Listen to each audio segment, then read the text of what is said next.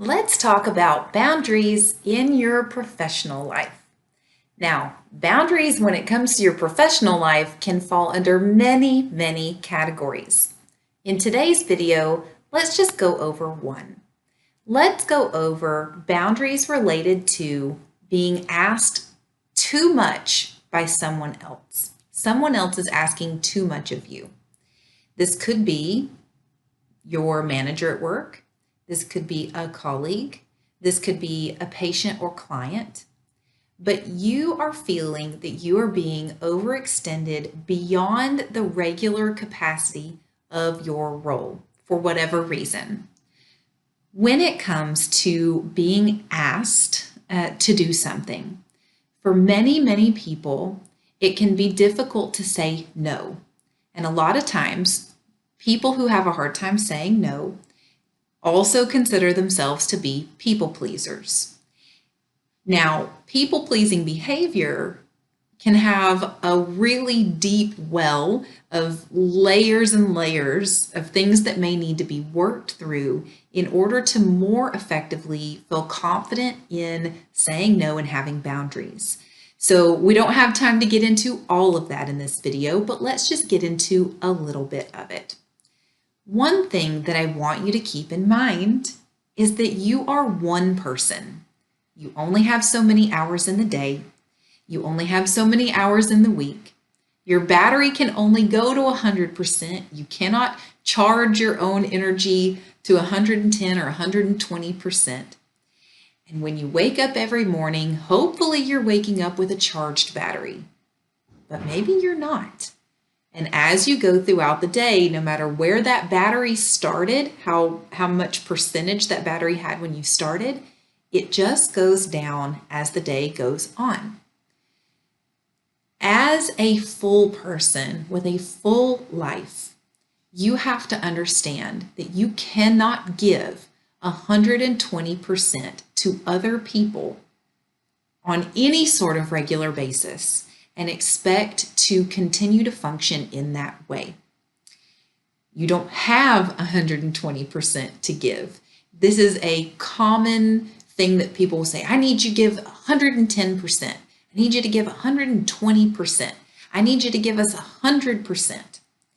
And the implication behind these requests or comments or motivational speeches or whatever it may be is to encourage you to give every single thing you have to whatever is in front of you. And there may be some instances in your life where that is absolutely true. Maybe you have something that's incredibly important to you, and you know that you're pushing yourself way too hard for way too long, but it's for a confined period of time for one very specific outcome that means a lot to you. One example of this might have been for me when I was writing my book. When I decided that I was going to write my book, Navigating and Avoiding Awkward Conversations, the desire in me to get that book onto paper was so strong that I was burning the candle at both ends around the clock for weeks and weeks and weeks until the book was done. But that was an internally motivated decision with a fixed end point. Once the book was written, it was done. This was not some never-ending thing. You cannot endlessly give more than you have and expect to not get burned out. But when you say to give something 100%, I want you to understand that you can't give multiple things 100% of your attention because you only have 100% to start with. Are you following me on this one? One quote that I read a few years ago that has stuck with me very strongly, that I come back to over and over again, is when you say yes to one thing, you are saying no to something else. If you're saying yes to the overtime at work, maybe you're saying no to getting enough sleep, or saying no to spending time with your family, or saying no to doing something you really enjoy, like playing tennis with your friends or reading that book you've been dying to finish. When you say yes to one thing, you have to say no to something else because there's only 24 hours in the day and you only have so much energy. And if you can look at these requests that are being given to you, asked of you by other people through that lens, I only have so much to give. I only have so many hours in a day. If I'm starting my battery at the beginning of the day with 60% energy because I'm still so burned out and overworked and exhausted by everything else I've been giving this week, and I'm not even starting at 100%, how could I possibly give 100%? It will help you to say no more easily. You can feel more confident on the inside in your no. I'm so sorry that I'm not going to be able to help you with that project, but my plate is already full and I don't have room for anything else. I appreciate your invite to that event, but I am actually so burned out from work right now that if I don't take a day to rest and catch up on a little bit of sleep and self-care, I don't even think I'm going to make it through the week next week.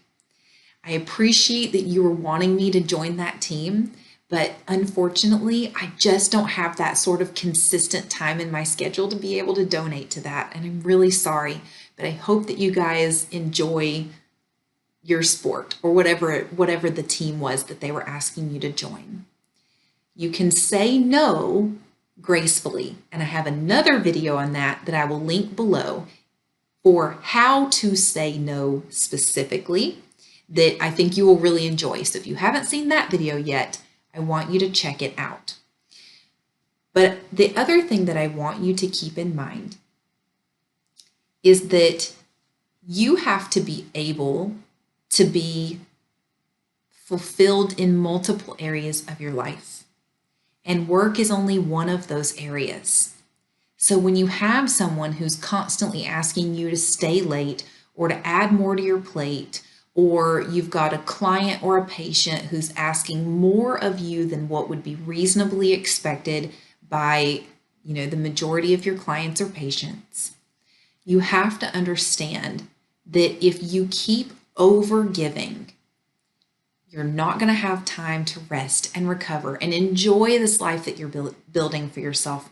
You're not going to have the ability to spend the time with your family that you really want to spend with them and need to spend them with them, because we need connection in our lives. We need family and friends and downtime and time to enjoy doing nothing.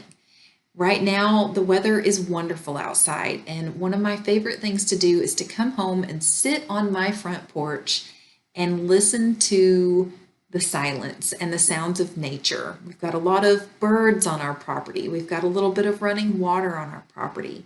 We can hear the wind going through all the trees on our property. It's very peaceful and it's very restorative to me. And taking the time to do that is important.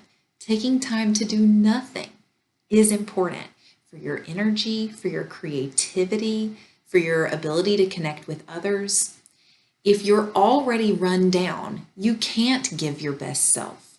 If you're not getting enough sleep, if you're not getting good nutrition, if you're not getting time to connect with things that give you joy, because you're so busy trying to be productive or trying to work someone else's agenda or trying to please all of the people related to your work, you're not actually giving them the best of yourself. You're not giving them what they need or what they're asking for, because they want good quality work. And if you are burned out, you can't give them good quality work because you just don't have it in you to give to them. At best, you're going to be giving them a partial effort because it's all you have to give.